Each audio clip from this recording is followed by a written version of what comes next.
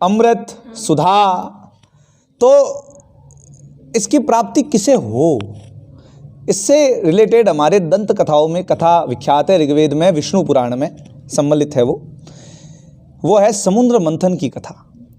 उस कथा को लेते हुए मैंने एक प्रयास किया, एक प्रकार से एक सुबंध रचना लिखने की जो टूटी फूटी ना हो, कहीं से भी एक बंद में पूर्णतः चल सके, इस प्रकार की रचना लिखने का ये संभवतः दूसरा प्रयास है मेरा। तो मैं आप सभी से अगर कहीं और कोई गलती रह जाती है तो आप मुझे क्षमा ना करें, बिल्कुल ना करें। आपको लगे कहीं पर भी कोई शब्द कटु है, कोई कड़वा है, या किस शब्द को परिवर्तन किया जा सकता है, न केवल मेरे लिए अपितु सभी के लिए, उसे उस समय नहीं तो उस कार्यक्रम खत्म होने के बाद आपको जो भी अजीब लगे या जो भी समझ में ना आए उसे अवश्य बताएं, तभी हमारा स्वराग सफल है। अन्यथा हम केवल वाहवाही में ही अपनी बात को खत्म कर देंगे। प्रारंभ करते हैं। हो कांतिहीन कर मुख महीन, हो कांतिहीन कर मुख मलिन, बैठे थे इंद्र होकर हताश, था मन व्यथित कंठ रुदित, तभी नारद पहुंचे उनके पास। कथा का प्रारंभ कुछ इस प्रकार होता है कि देवराज इंद्र जो है उनसे उनका शासन छीन लिया गया है, बलि द्वारा, दानव द्वारा उनका शासन छीन लिया गया है। ठीक है, तो हो कांतिहीन कर मुख मलिन, बैठे थे इंद्र होकर हताश, था मन व्यथित और कंठ रुदित, तभी नारद पहुंचे उनके पास। है ज्ञात मुझे सब व्यथा तुम्हारी, क्या क्या ना तुम पर बीता, है ज्ञात मुझे सब कथा तुम्हारी, क्या क्या ना तुम पर बीता, किंतु कायर कहलाओगे यदि स्वर्ग दोबारा ना जीता, किंतु कायर कहलाओगे यदि स्वर्ग दोबारा ना जीता। सीख लीजिए यहां पर कि कितनी निराशा क्यों ना हो जाए, आपको जीत की तरफ बढ़ना है। किंतु कायर कहलाओगे यदि स्वर्ग दोबारा ना जीता, दुर्वासा शाप दानव से हार, सब कुछ मलिन हो जाएंगे, फिर स्वर्ग मिलेगा देवराज, सब गीत खुशी के गाएंगे। किंतु वापस इंद्रराज कहते हैं, किंतु मुनिवर यह दिवा स्वप्न है, दिन का सपना है, जो आप मुझे दिखाने के लिए आ रहे हो दिन का सपना है। किंतु मुनिवर यह दिवा स्वप्न है, मैं मुनि श्राप से शापित हूं। दुर्वासा ऋषि ने उनको श्राप दे दिया गया था कि तेरी शक्ति हीन हो जाएगा तू, क्योंकि दुर्वासा उनको माला पहनाने आ रहे थे। उनको बड़ा अभिमान था अपने इंद्र होने पर कि मैं इंद्र हूं, स्वर्ग का राजा हूं, मैं क्यों किसी ऋषि से माला पहनूं। तो उस पर दुर्वासा ऋषि ने उनको श्राप दे दिया कि शक्ति को, तेरे को घमंड है ना, शक्ति खत्म हो जाएगी तेरी सारी की सारी। तो इसलिए कहते हैं किंतु मुनिवर ये दिवा स्वप्न है, मैं मुनि श्राप से शापित हूं, शक्तिहीन हूं, कांतिहीन हूं, अपने ही पाश से बाधित हूं। पाश शब्द को पकड़िए, संस्कृत अपना मीनिंग खुद देती है। पाश, पाश कहते हैं रस्सी को जो बंधा हुआ है, जो पाश से बंधा हुआ है वो पाश्विक है, वो पशु है, और जिसने पाश को तोड़ दिया वो मानवीय है। तो पाश को तोड़ना आवश्यक है। मैं मुनि श्राप से शापित हूं, शक्तिहीन हूं, कांतिहीन हूं, अपने ही पाश से बाधित हूं। तब देवर्षि बोले, हे देवराज जो विपदा को दूर करे क्षण में, हे देवराज जो विपदा को दूर करे क्षण में, ये गुण है मेरे नारायण में। क्या बात है, क्या बात है। जो विपदा को दूर करे क्षण में, ये गुण है मेरे नारायण में। तो देव सभी एकत्र हो, तो देव सभी एकत्र हो, दामोदर का आह्वान करो, एकाग्र चित्त होकर मन से वैकुंठ हेतु प्रस्थान करो। सभी इकट्ठा हो और वैकुंठ जाओ और उनसे पूछो। और वैसे भी इंद्र भगवान और को जिस प्रकार की कोई प्रॉब्लम, कोई समस्या होती थी तो भगवान से डिस्कस करने पहुंच जाते थे।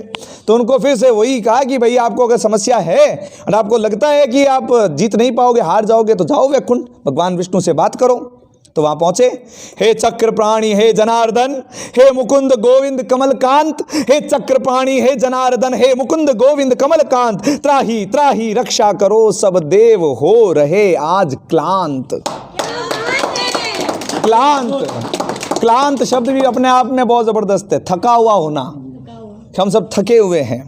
बोले हंसकर तब कमल नयन, यदि देव चाहो दानव भंजन, कि यदि देव सारे दानव भंजन चाहते हैं, बोले हंसकर तब कमल नयन, यदि देव चाहे दानव भंजन, पीयूष प्राप्ति करनी होगी, करना होगा समुद्र मंथन।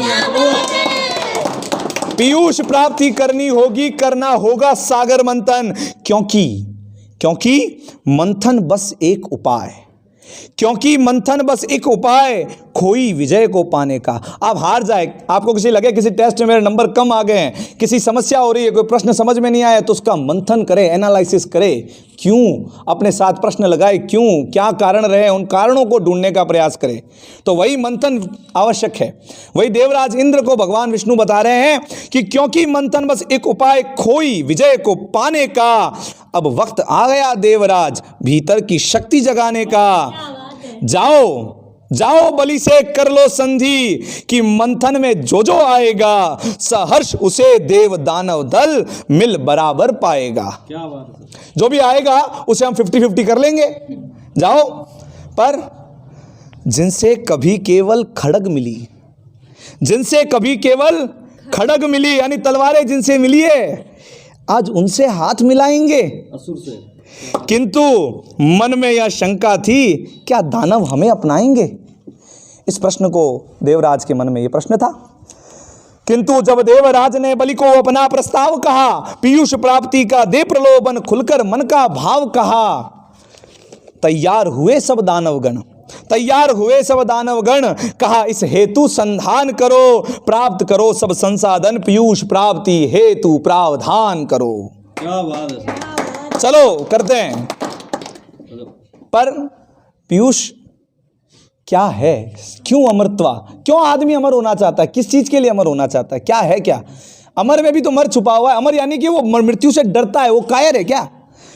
है पीयूष क्या बस एक आस, है पीयूष क्या बस एक आस, मानव जिजीविषा की सांस सांस, बस सांस आती रहे मेरे को, यही तो है। और क्या है पीयूष क्या बस एक आस, मानव जिजीविषा की सांस सांस, मदरांचल पर्वत था मथनी, वसुकी नाग नेति बना। समुद्र मंथन का प्रावधान होना प्रारंभ होता है कि मदरांचल पर्वत था मथनी, मदरांचल पर्वत को मथनी के रूप में प्रयोग किया गया। मदरांचल पर्वत था मथनी, वसुकी नाग नेति बना, एक और देव एक और दानव, फिर मंथन पर मंथन घना। क्या बात है सर। एक और देव एक और दानव, फिर मंथन पर मंथन घना, फिर प्रथम रत्न निकला था विष, फिर प्रथम रत्न निकला था विष, छा गया चहूं और कोलाहल। फिर प्रथम रत्न निकला था विष, छा गया चहूं और कोलाहल। फिर प्रश्न बड़ा था यह भारी कि ग्रहण करे कौन हलाहल, कौन ग्रहण करेगा, देवता पिएंगे या दानव? उनके प्रश्नों का उत्तर किसने दिया? आप सब जानते हैं कि विष का प्याला लेकर कर में पी गए हलाहल आकंठ, देवादिदेव महादेव तब से कहलाए नीलकंठ। देवादिदेव महादेव तब से कहलाए नीलकंठ। और ये विष का प्याला किसने पिया? एक तरीके देखा जाए दानव और देवताओं के दलों में देवों ने पिया। देवताओं के समूह का चाहे कैप्टन था, एक ही आदमी क्यों ना हो, समूह किसका था? देवताओं का। फिर ऐरावत, फिर कामधेनु, उच्चे शव्वा कौस्तुभ मणि, फिर कल्प वृक्ष रंभा आई, आए लक्ष्मी और शशि, यानी एक एक करके रत्न निकल रहे थे। फिर ऐरावत, फिर कामधेनु, उच्चे श्रवा घोड़ा था। फिर ऐरावत, फिर कामधेनु, उच्चे शव्वा कौस्तुभ मणि, फिर कल्प वृक्ष रंभा आई, आए लक्ष्मी और शशि, एक एक कर रत्न निकल आए रत्नाकर के भंडारों से, श्रम सफल हुआ अमृत आई हुई पुष्प वर्षा चारों से। क्या बात है।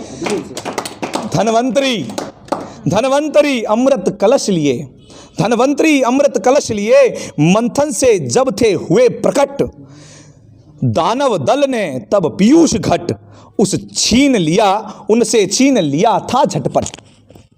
धनवंतरी ने अमृत कलश लेकर आए और दानवों ने उनसे पीयूष का कलश छीन लिया। तब क्या किया मोहन ने, क्या किया? क्योंकि भाई परेशानियों का समाधान उन्हीं के पास है।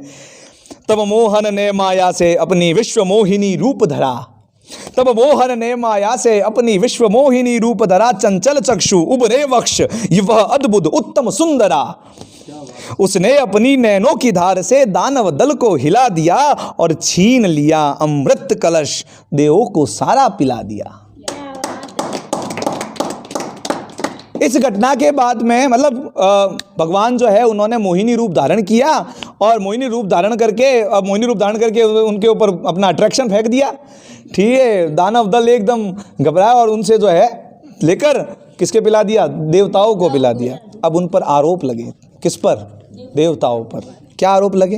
क्रोधित होकर दानव दल ने देवों को धोखेबाज कहा, छली कपटी विश्वासघाती। ऐसे भीषण शब्दों को आज कहा कि तुमने हमारे साथ छल किया है, विश्वासघात किया है, हमने भी बराबर नीति को खींचा था, हमें क्यों नहीं अमृत मिला? तब उत्तर देता है नारायण, जो हंसकर विष पी जाता है बस वही पीयूष को पाता है। जो हंसकर विष पी जाता है बस वही पीयूष को पाता है।